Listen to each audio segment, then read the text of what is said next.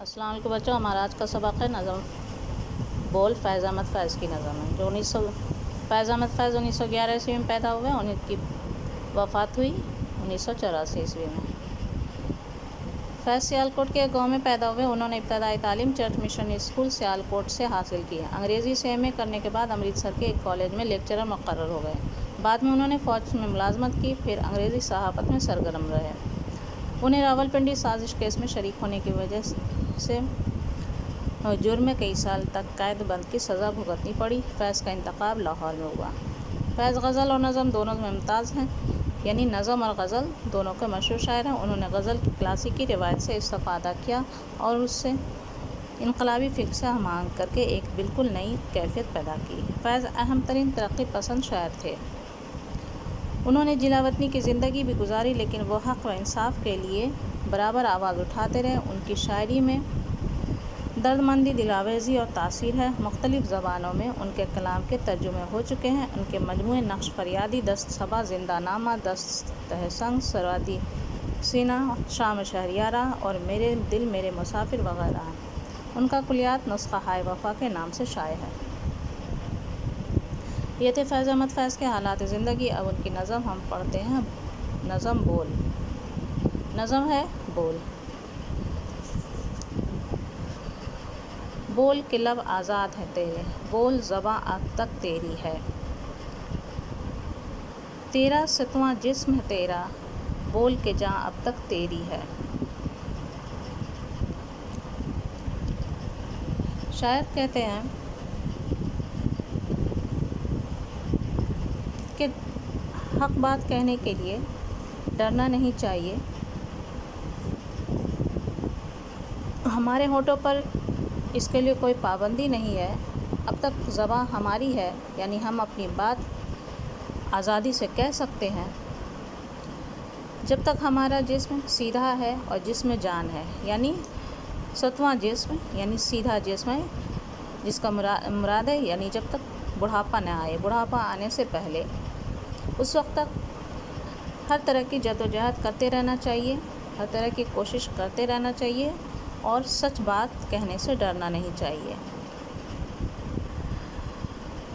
دیکھ کے آہن گر کی دکان میں، تند ہے شعلے سرخ ہے آہن، کھلنے لگے قفلوں کے دہانے، پھیلا ہر ایک زنجیر کا دامن۔ آہن گر یہاں ظالم حکمراں کو کہا گیا ہے۔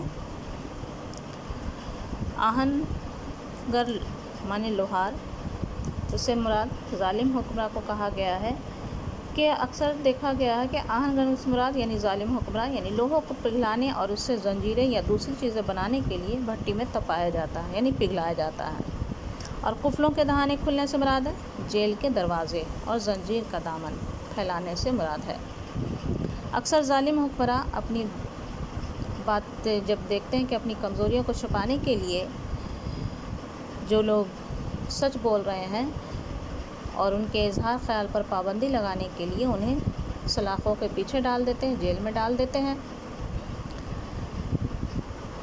سچ کو کچلنے کے لیے انہیں سلاخوں کے پیچھے ڈال دیتے ہیں، گرفتار کر کے جیل میں ڈال دیا جاتا ہے تاکہ ان کی سچی بات دوسروں تک نہ پہنچ سکے۔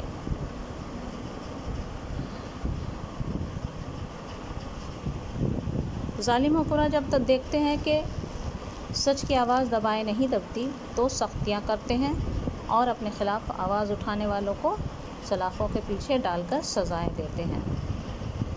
بول یہ تھوڑا وقت بہت ہے، جسم زباں کی موت سے پہلے، بول کے سچ زندہ ہے اب تک، بول جو کچھ کہنا ہے کہہ لے۔ تو شاعر کہتے ہیں کہ اس سے پہلے کہ ظالم حکمراں اپنی طاقت کا مظاہرہ کریں، طاقت آزمائیں، یعنی تمہارے جسم زباں کو ختم کریں، تو اس سے پہلے ہمیں اپنا اظہار خیال کرنا چاہیے، اپنی اظہار خیال کو بلند کرنا چاہیے، ظلم کے خلاف آواز اٹھانا چاہیے، کیونکہ جو حق کے متوالے ہوتے ہیں وہ کسی بھی طاقت سے ڈرتے نہیں، وہ اپنی بات کہہ کر رہتے ہیں اور سچ اسی طرح زندہ رہتا ہے۔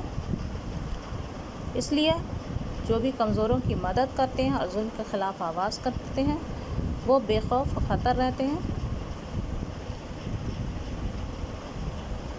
اب یہاں پر اس نظم کے معنی ہیں. ستواں مانے سیدھا، آہنگر مانے لوہار، آہن مانے لوہا، دہانا یعنی دہن جبڑے.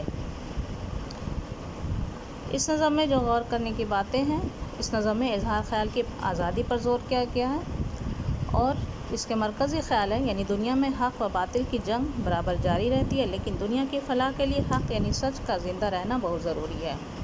سچ کو زندہ رکھنے کے لیے جد و جہد کرنی پڑتی ہے اور آزادی اظہار کی ضرورت ہوتی ہے. سچ کو دبانے کے لیے سچ کے خلاف بہت سی طاقتیں اپنا کام کرتی ہیں. انہیں کچلنا ضروری ہے، اس کے لیے حق بات بولنا ضروری ہے.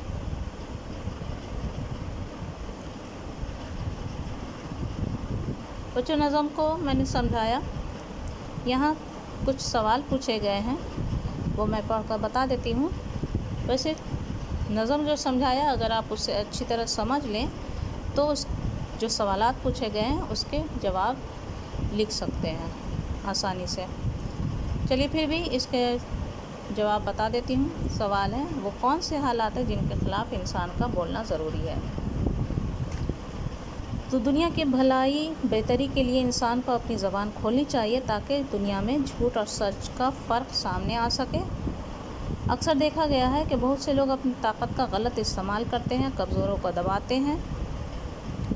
تو ایسے وقت میں کمزوروں کی مدد کرنے اور ظلم کے خلاف آواز بلند کرنی چاہیے اور بے خوف ہو کر بولنا چاہیے. بولنا فوری طور پر کیوں ضروری ہے اور اسے کیوں نہیں ٹالا جا سکتا؟ جب وقت گزر جاتا ہے تو بات کی اہمیت کم ہو جاتی ہے، اس لیے وقت رہتے ہی اس وقت زبان کھولیں، بولیں. اس لیے جس وقت جو بات کہنی ہو اسی وقت کہیں، اسے ٹالیں نہیں. کہیں ایسا نہ ہو کہ بات اس وقت نہ بول کر بعد میں بولنے کا ہم خیال کریں تو وقت نکل جائے اور ظالم کا ظلم بڑھتا جائے. تو اس طرح کیا ہوتا ہے کہ سچ کا خون ہو جاتا ہے. تمام مخالفتوں کے باوجود ایک چیز بولنے والے کے حق میں ابھی باقی ہے. وہ کیا ہے؟ تو سچ بولنے والے کے جسم اور زبان کا زندگی میں سچ کے اظہار کے لیے پابندی کا نہ ہونا. یعنی سچ ہمیشہ زندہ رہتا ہے، اسے مخالفتوں کے باوجود دبایا نہیں جا سکتا. سچ ہر حالت میں ظاہر ہو کر رہتا ہے. یہی سچ کی طاقت ہے اور یہی حق بات کہنے والے کی قوت ہے.